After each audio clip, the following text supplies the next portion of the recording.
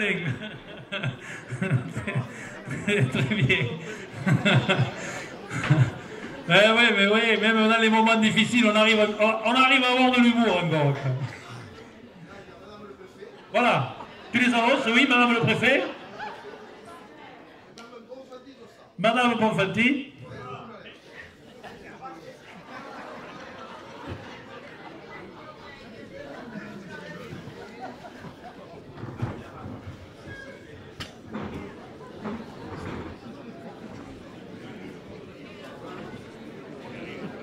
Oui.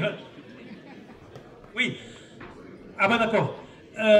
Donc voilà, bon, pour ce qui est de la MSA, mais juste quand même faire un petit point dessus pour ne pas y revenir dessus après et que ça nous entrave la suite du fonctionnement. Je veux dire j'ai été quand même marqué par ce phénomène-là. Bon, d'abord, bon, que la MSA à ce niveau-là, au niveau national, arrive à faire une erreur pareille, je crois quand même que c'est difficilement acceptable, d'une part.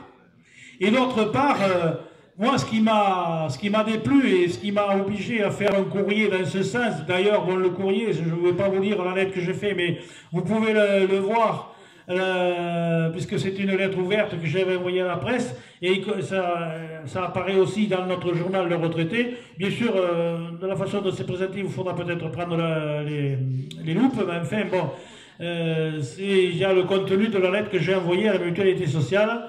En fait, ça avait pour objet, bon, de dénoncer surtout la façon dont ça a été rattrapé de leur part, c'est-à-dire d'abord de nous avoir annoncé très tard, annoncé très tard le phénomène, puisqu'ils l'avaient déjà, on